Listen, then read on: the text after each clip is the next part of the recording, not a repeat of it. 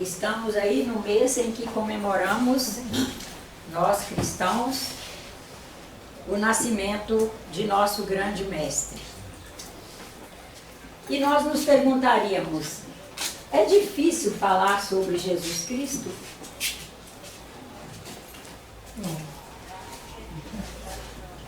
Então é fácil falar de Jesus Cristo? O que nós falaríamos de Jesus Cristo, assim, uma fala rápida, assim, como nós, o que nós falaríamos de Jesus Cristo? Amor. Amor. Bondade. Sabedoria. Bondade, sabedoria. Será que nós poderíamos acrescentar ação?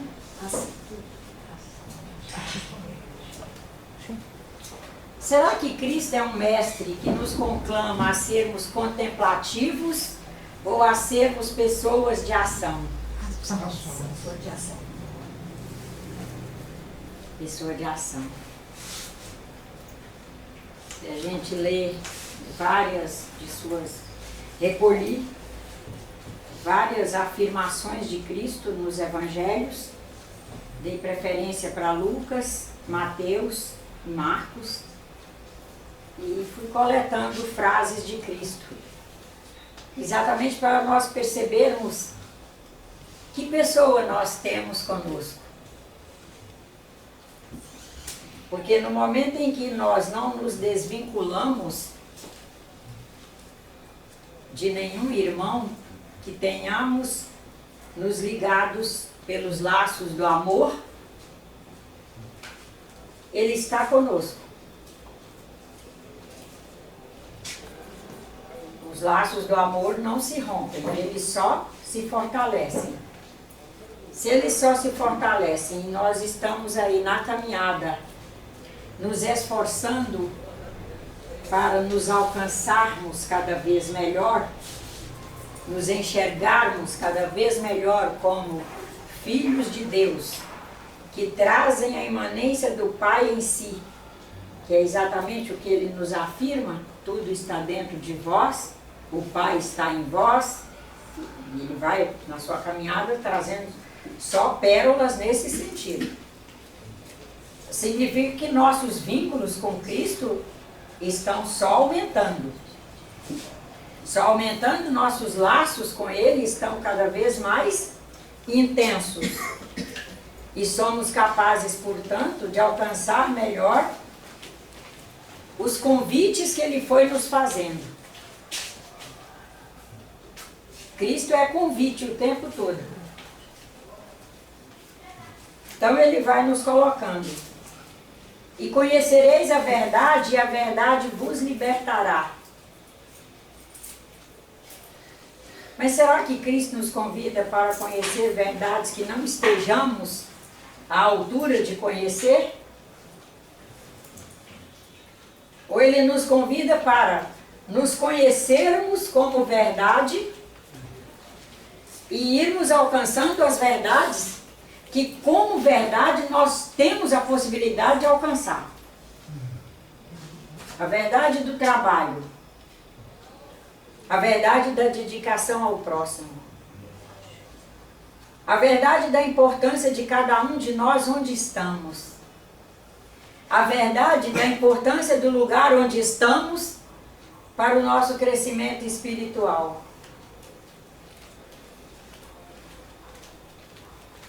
Porque Cristo Ele não é nada esotérico, de verdades, que é só o iniciado que vai ter condições de perceber, de alcançar. Ele não é nada místico. Ele fala por parábolas, e algumas pessoas dizem, ele mistifica através de parábolas. Não, ele fala por parábolas para que cada um ao ouvir Se esforça por entender. entenda no que lhe é possível entender. E faça com aquele material a dimensão possível. Tanto que nós fazemos uma dimensão nessas propostas dele quando somos criança, depois nós fazemos outra dimensão quando somos pré-adolescentes, depois quando somos adolescentes, quando somos jovens, quando estamos nessa faixa etária de alguns de nós aqui, a gente já faz uma outra dimensão. Isso é para nos mostrar o que é a riqueza de uma colocação por parábola, porque ela não impõe verdade cristalizada. Porque ele não é sacro. E quem cristaliza são frentes ideológicas sacras, que sacraliza a coisa. E ela fica no tempo e no espaço, viajando conosco como foi recolhida lá num determinado momento. Mas ele não é nada sacro. Todas as vezes que alguém chegou a ele com uma pergunta, ele, que não é nada dogmático, que a pessoa tem que acreditar no que ouviu, acreditar no que o outro falou, no que o outro faz, ele responde perguntas com outras perguntas. Nos coloca para ter que responder aquela pergunta para nós mesmos. E há posicionamentos de Cristo que, apesar de nós espíritas sermos cristãos, nós ainda estamos fazendo o contrário do que ele propõe. Mas bem o contrário mesmo. Nós temos que falar do espírita e da casa espírita. Acho que até não é ético nós mencionarmos outras religiões, como elas processam o espiritismo, como elas fazem, como elas fazem o cristianismo, como elas processam o cristianismo, não seria ético. Mas é pertinente que nós falemos de como nós estamos fazendo o cristianismo na casa espírita. Até mesmo porque está nas nossas mãos, cristãos de hoje, fazer o que os espíritos propõem sempre, que é o cristianismo redivivo, para que nós venhamos a ser considerados participantes de uma religião cristã. Eu, essa semana, gastei alguns períodos das noites da semana buscando algum site, algum artigo, alguma escrita onde o cristianismo o espiritismo estivesse incluído no rol das religiões cristãs. Quero dizer para os senhores que lastima eu não encontrei nenhuma. Todos os artigos e etc. Se encontrarem, por favor, até me tragam, que eu vou ficar feliz. Todas as colocações acerca das religiões cristãs mencionam a religião católica, mencionam as religiões evangélicas, nenhum menciona o espiritismo. Então está nas nossas mãos realmente fazer o cristianismo redivivo, realmente produzir o trabalho à luz de Cristo, para que nós sejamos reconhecidos como religiosos que pertencem a uma religião cristã e o espiritismo esteja colocado como religião cristã. Porque é o que nós somos, mas não estamos reconhecidos ainda. E precisamos chegar a esse reconhecimento público. Não estamos, eu vou ler uma passagem de Cristo, que a gente de cara já vai ver uma das pedras angulares, porque nós ainda não estamos sendo reconhecidos como cristãos. Jesus cura um homem cego de nascença. Em alguns sites vai estar como o cego do tanque de Siloé e etc. É a mesma passagem. Eu vou ler inteiro e depois nós discutiremos. Que enquanto isso eles vão pensando, que é frase a frase. E passando Jesus, viu um homem cego de nascença. E os seus discípulos lhe perguntaram, dizendo: Rabi, quem pecou? Foi este ou seus pais para que nascesse cego? Espírito adora isso, tá? Até hoje. Lastimamos dizer isso. 2020 anos depois, 2000 anos depois, Nós ainda estamos aqui no nível que estavam os apóstolos de Cristo. Vamos à resposta dele. É o primeiro ponto para nós nos assentarmos em Cristo. Jesus respondeu: nem ele pecou, nem seus pais, mas foi para que se manifestem nele as obras de Deus. Convém que eu faça as obras daquele que me enviou enquanto é dia. A noite vem, quando ninguém mais pode trabalhar. Enquanto estou no mundo, sou a luz do mundo. Tendo dito isto, cuspiu na terra, e com o cuspe fez lodo, e untou com lodo os olhos do cego. E disse-lhe: vai, lava-te no tanque de Siloé. Foi, pois, o cego, né? Foi, pois, lavou-se e voltou vendo. Então os vizinhos e aqueles que dantes tinham visto que era cego, diziam: não é este aquele que estava assentado e mendigava cego? Uns diziam: é este, e outros: parece-se com ele. E o cego dizia, o cego que agora via, sou eu. Diziam-lhe, pois, como se lhe abriram os olhos?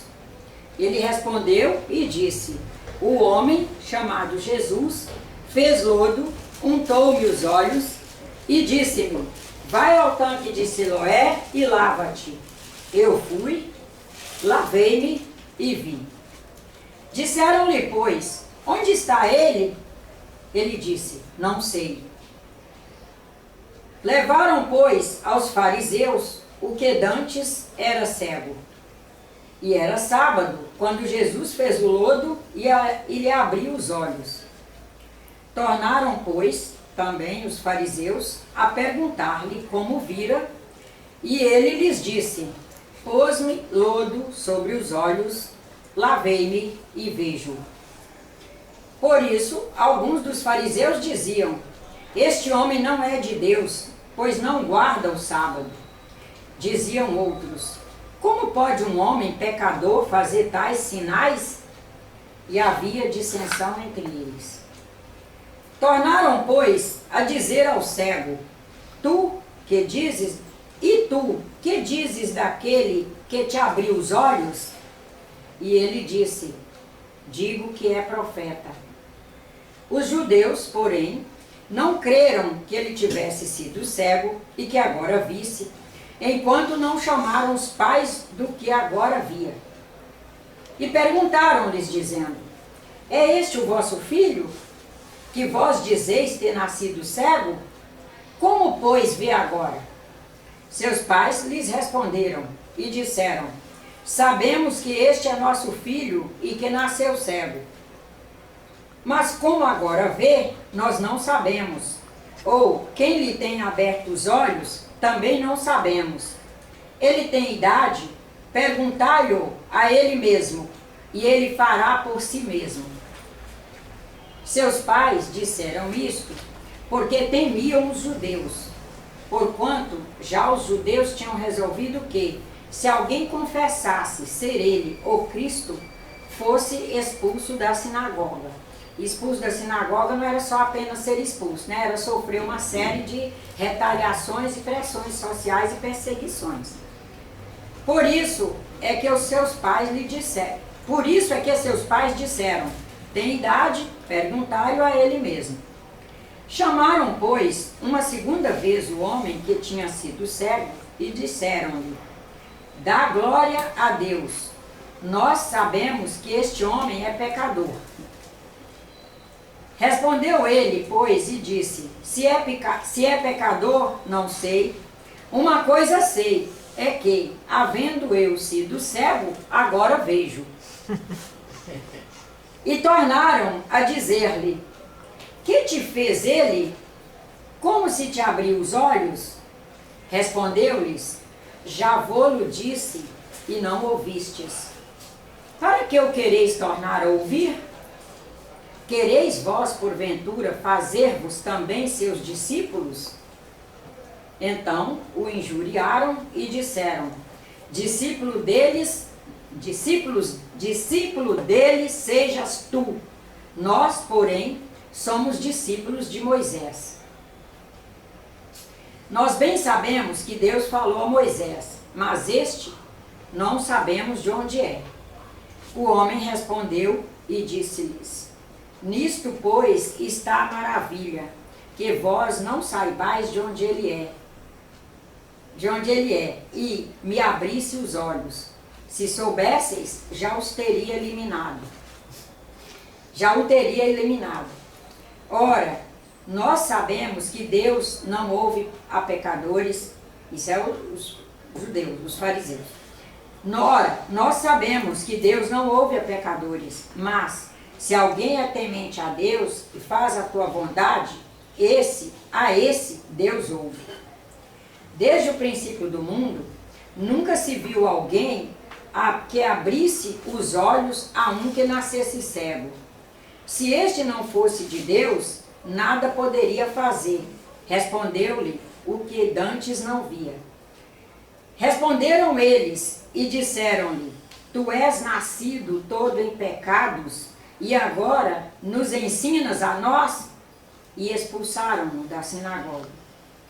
Jesus ouviu que tinham o expulsado e, encontrando-o, disse-lhe apenas: crês tu no Filho de Deus?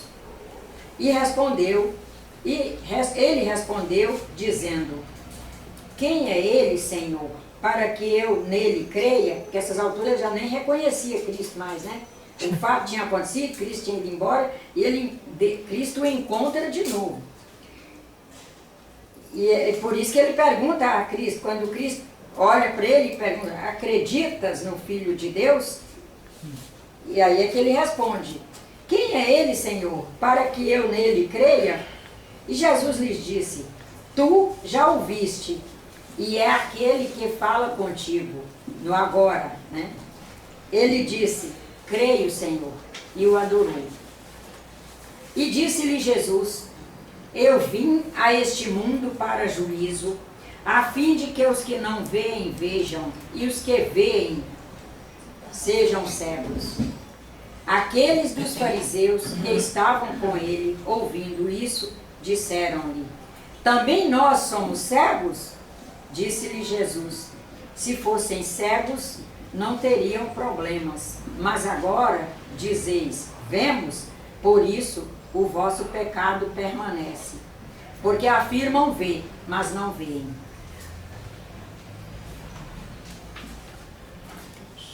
Então vamos aqui onde nós espíritas ainda estamos situados.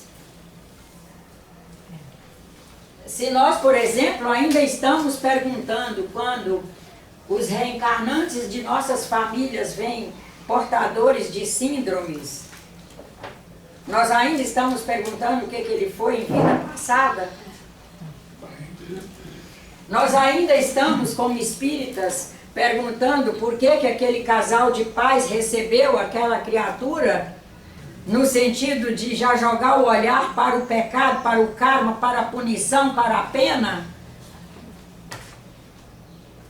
Significa que como cristãos nós andamos pouco. Querem que eu releia o posicionamento de Cristo? Para a gente se situar e sair desse espiritismo e ir para o cristianismo? Porque nós temos que fazer uma opção. O espiritismo é cristão. Nós temos que transformar o espiritismo numa religião cristã. Nós temos que limpar o espiritismo. A codificação da doutrina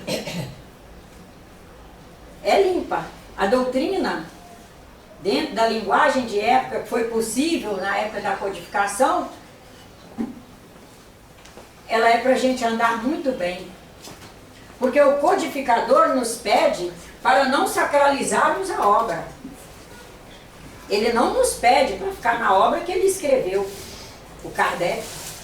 Ele nos pede que o movimento da filosofia, da ciência e da religião, nós tomemos os caminhos que esses três grandes pilares vão nos permitindo alcançar o conhecimento, e o conhecimento é iluminador, nos iluminarmos e fazermos o novo. Nós ainda estamos sofrendo os prejuízos dos retalhos de outras religiões que adentram a casa espírita conosco e nós passamos a fazer ali fé de ofício nelas. Aí nós não ficamos cristãos.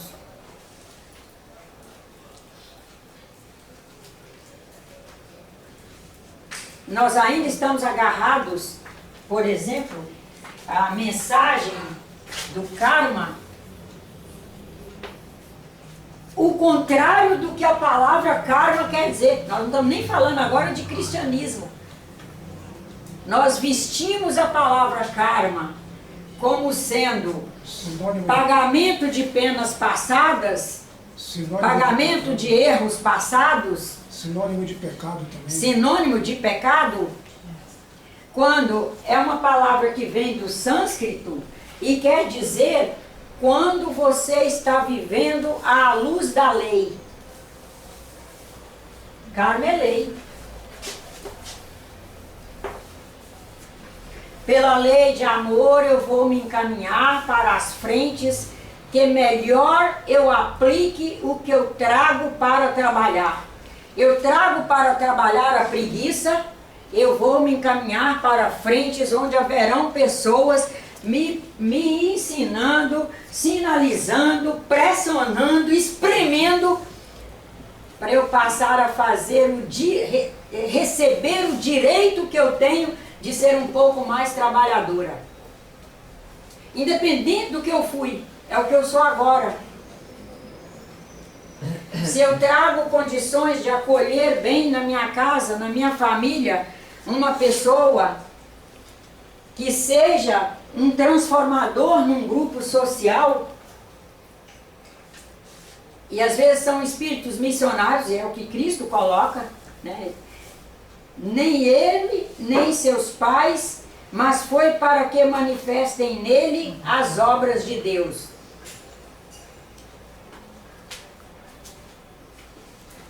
E hoje, Cristo trabalhando para uma humanidade que pudesse falar frases mais longas, quem sabe ele dissesse, para que manifestem nele e através dele as possibilidades de mudança no meio social.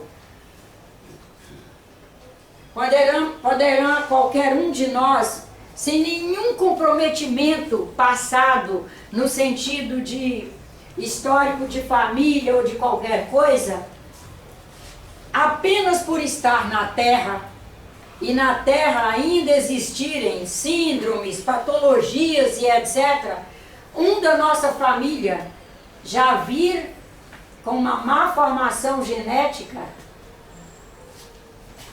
e nós missionariamente cresceremos muito no cuidado daquela criatura, no cuidar dela. Ela aprenderá conosco o sentido do amor, da dedicação, etc, etc.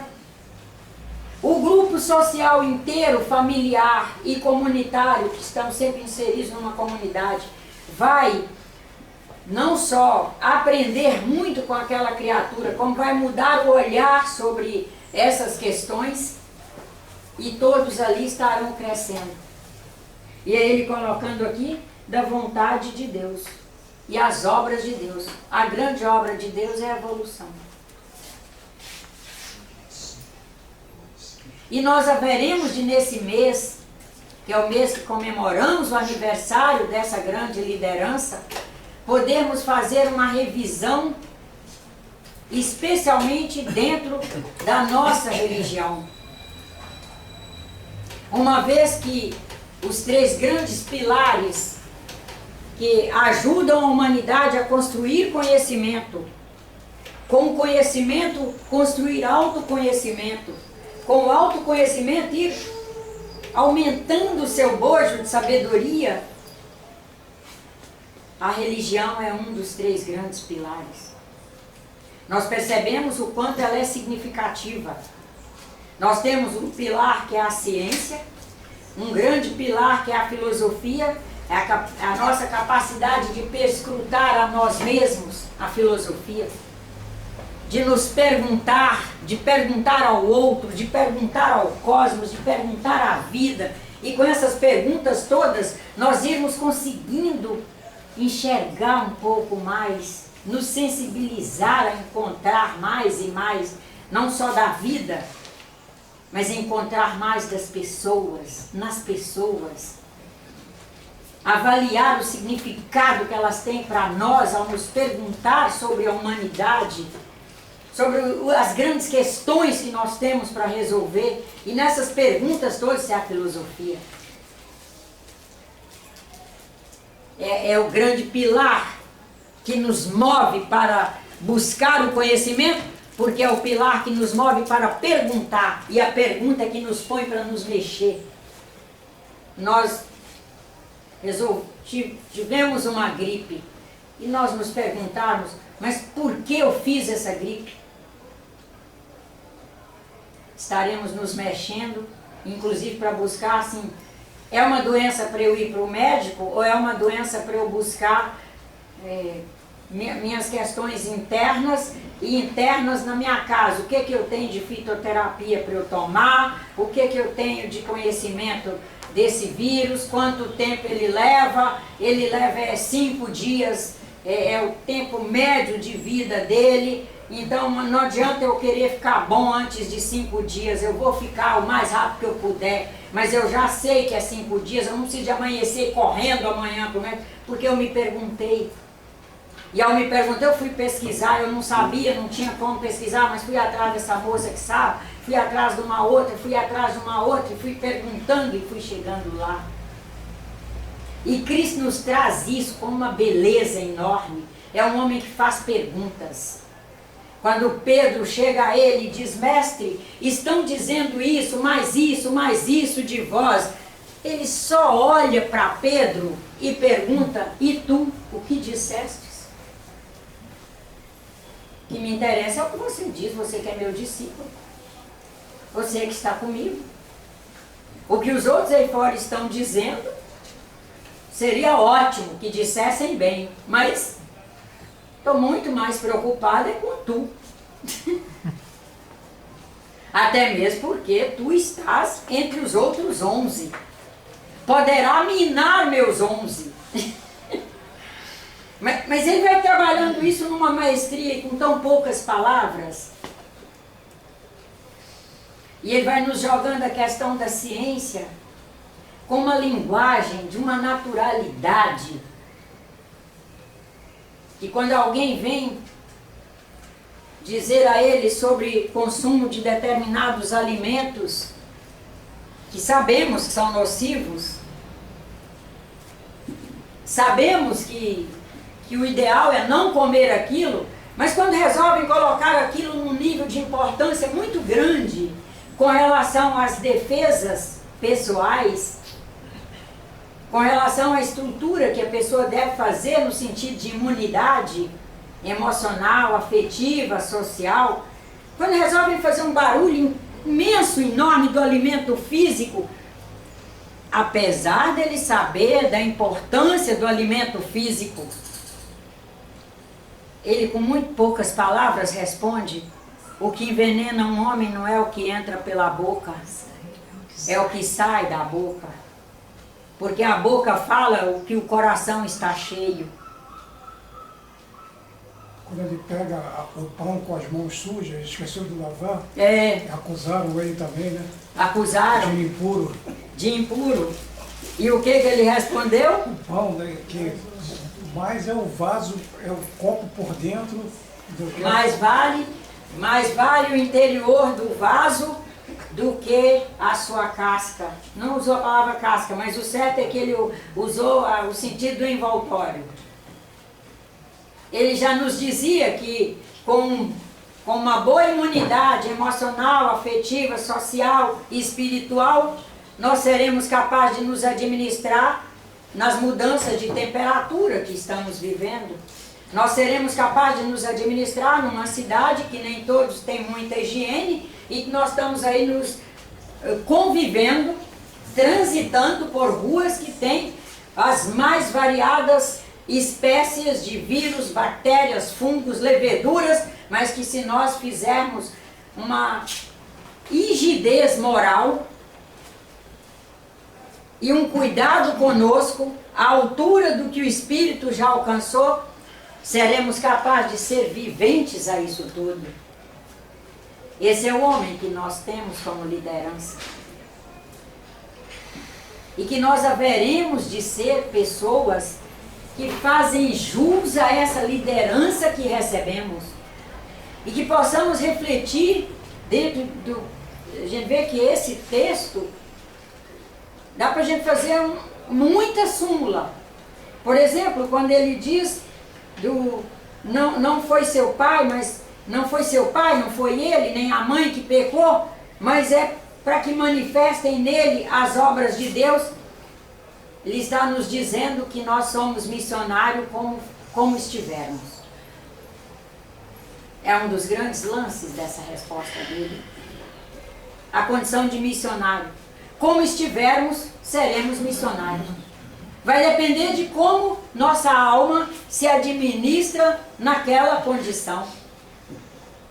O que late como missionário vai ser medido é como a alma se administra.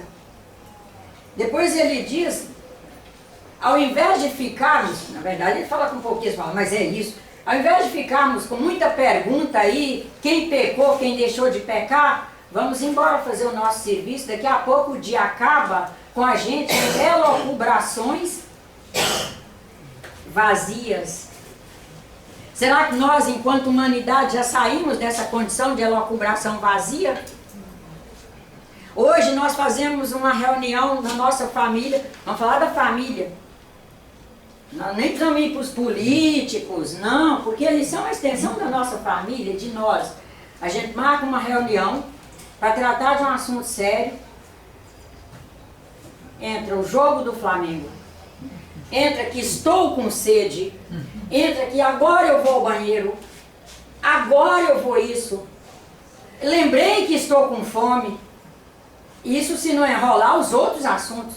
É capaz de entrar a vida do doutor Crivella, a vida do senhor presidente da república, é capaz, e a reunião, você sai com ela vazia. E a decisão que tinha que sair costurada dali, não sai.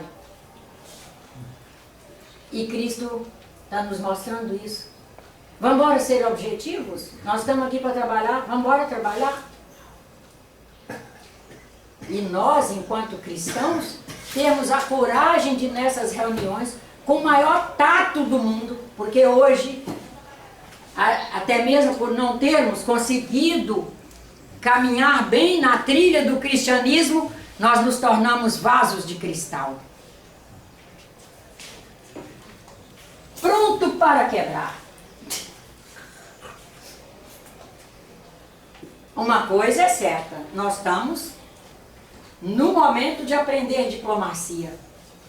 Porque ou a gente se torna diplomático em tudo, ou a gente não consegue o que precisamos conseguir. Porque temos que tratar com o maior jeito.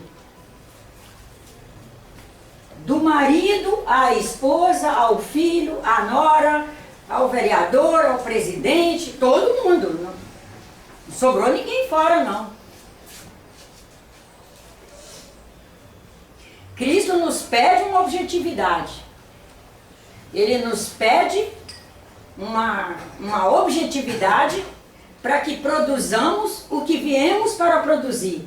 Senão iremos sem ter expressado a luz que viemos para expressar. Que ele diz, enquanto estou no mundo, eu sou a luz do mundo. Numa das frases aqui. E se chegar a hora da gente desencarnar e a gente não expressou a luz que somos?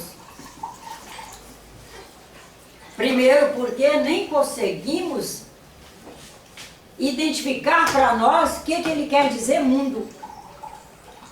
A gente coloca o mundo como um planeta apenas. É um mundo, não temos dúvida. Mas eu estou neste momento no mundo de fazer um trabalho com esse rapaz. Nós dois vamos fazer um trabalho de física. E ele é muito melhor do que eu em física. Mas o nosso mundo, neste momento, é este trabalho.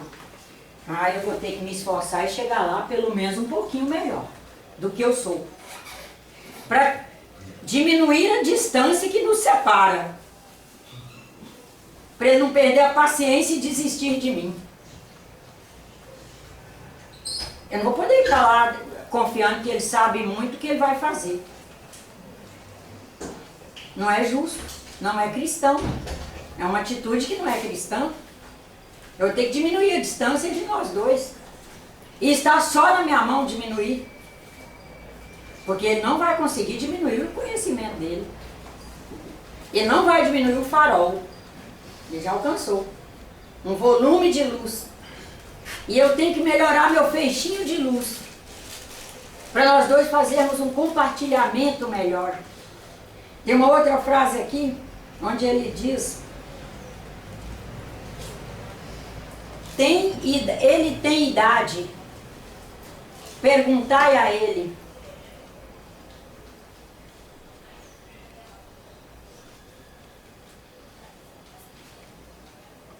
Ele tem idade, ele tem vivência, é isso?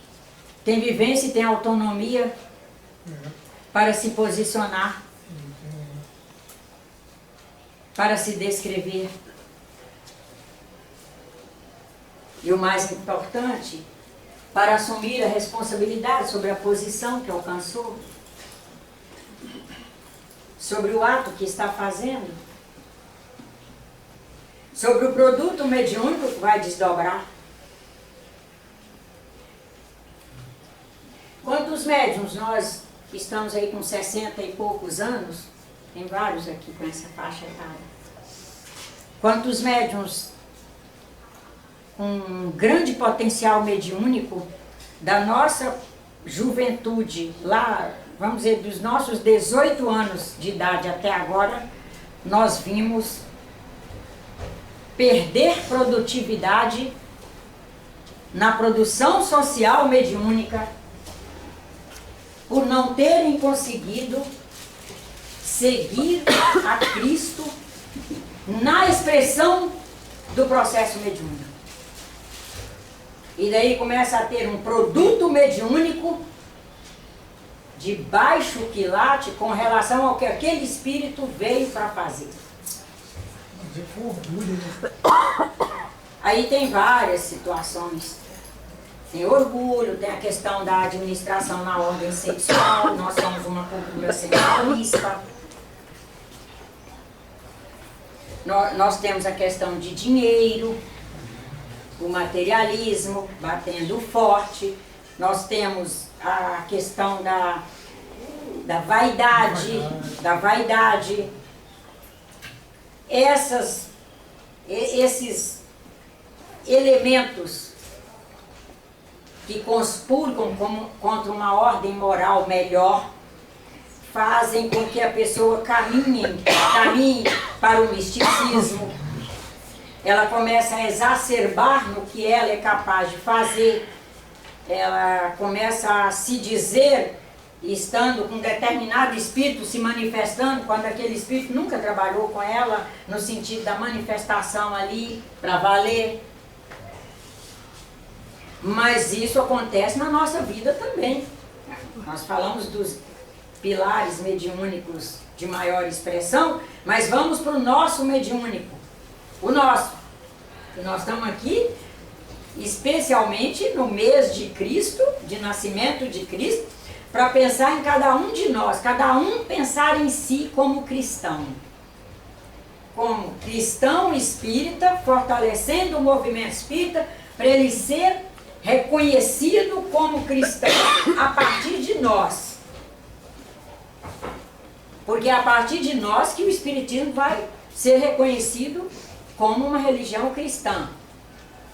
Se nós não nos exercemos como cristãos e somos espíritas, se nós trazemos a colcha de retalho das religiões afrocatólicas, as afrocatólicas brasileiras para o centro espírita, e não nos exercemos dentro dos referenciais cristãos, nós também não seremos reconhecidos como cristãos.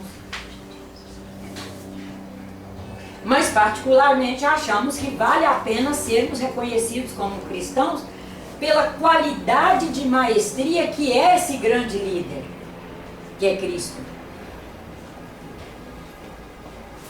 E quem sabe para alguns de nós fazer com muita fé em Deus o grande trabalho de tirar Cristo da cruz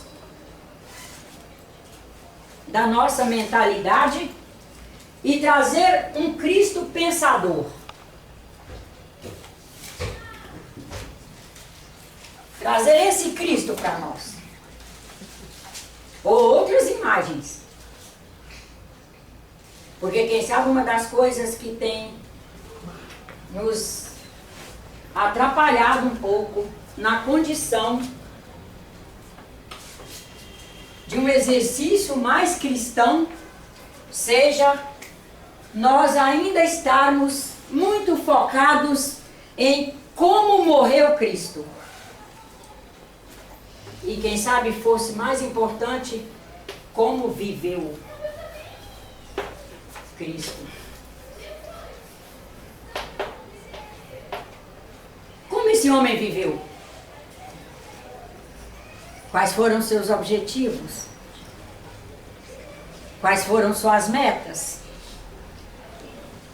Quais foram suas atuações? Quando o Sinédrio o chama, praticamente o recolhe, e diz que ele não deve ficar falando para as massas. Ele deve trazer aqueles conhecimentos para os iniciados. E ele diz, não, eu não me interesso falar para iniciados. Iniciados todos são, eu vou falar para todos. Quem tiver olhos, aí ele volta para aquela frase dele. Quem tiver olhos para ver, veja. Quem tiver ouvidos para ouvir, que ouça. E eu vou continuar falando para as massas. É a primeira grande indisposição do Sinédrio com ele, quando eles juntam-se mesmo aos políticos para eliminá-lo. Mas ele teve a convicção. Eu sou a luz do mundo. No mundo que eu estou, o mundo que eu ocupo.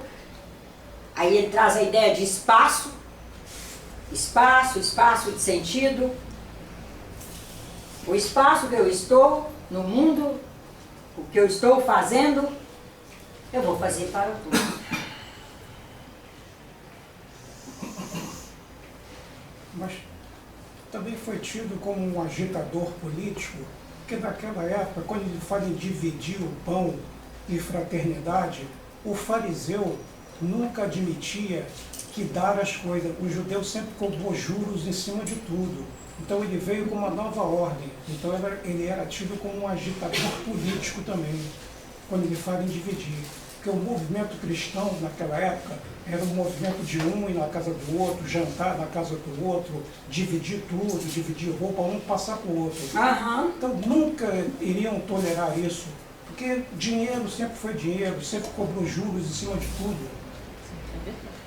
Hoje nós não estamos muito distantes deste momento aí. Exatamente. Nós só seremos cristãos se tivermos muita convicção. Foi um movimento que... Inclusive, hoje, nós temos uma tarefa a mais.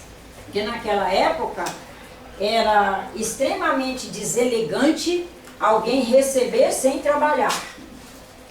Tanto é que... Eles dividiam, mas é um momento que a humanidade ainda tinha um orgulho, no bom sentido, o orgulho pessoal de ser trabalhador.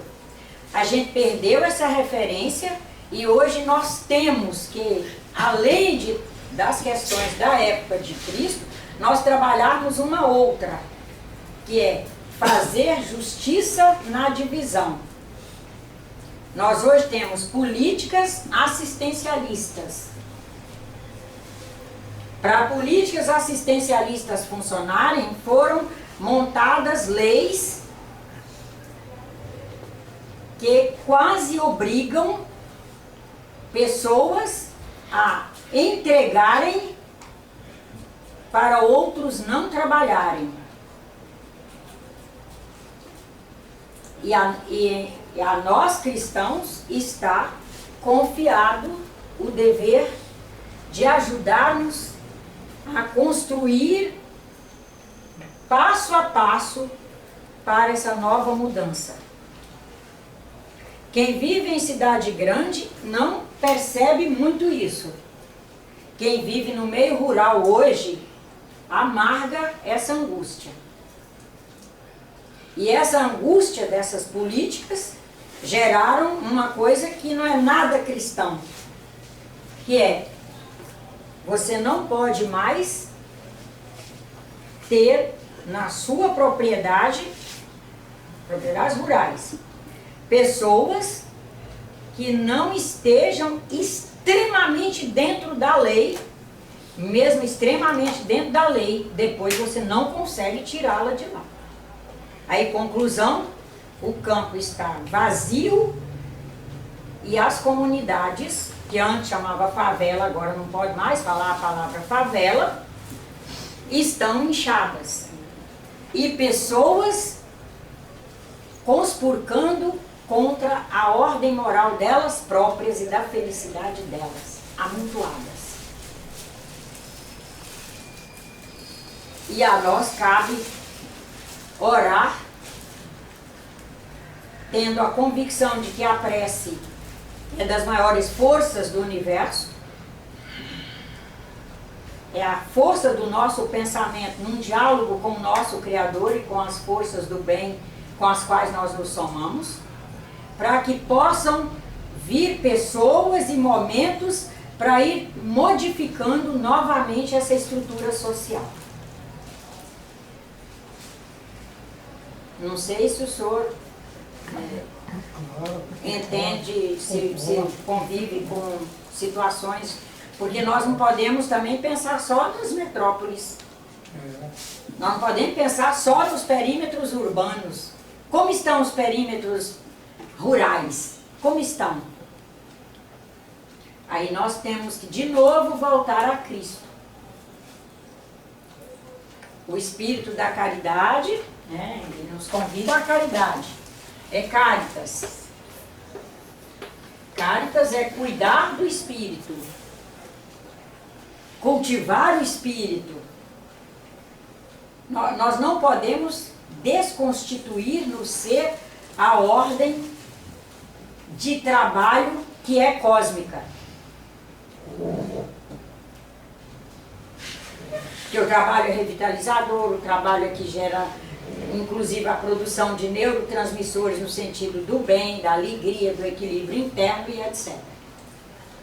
E Cristo é, por excelência, um manancial para todas essas orientações e para nós irmos nos norteando, que nós sejamos esses cristãos redivivos. A gente vê que Cristo não funda nenhuma religião e mesmo assim 30% da população da Terra é cristã. E olha, os espíritos não estão incluídos nesses 30%. A senhora falou em Lucas. Mas as estatísticas mostram isso, que 30% da população da Terra hoje é cristã, e se nós acrescentarmos que os espíritas são cristãos e que não estão nessa estatística, ela cresce ainda mais. A senhora falou em Lucas. Lucas nem era discípulo. Ele passou a fazer parte do movimento através de Paulo. Sim. Ouvindo. Ouvindo. Ele foi vendo tanta profundidade Ele nem era discípulo.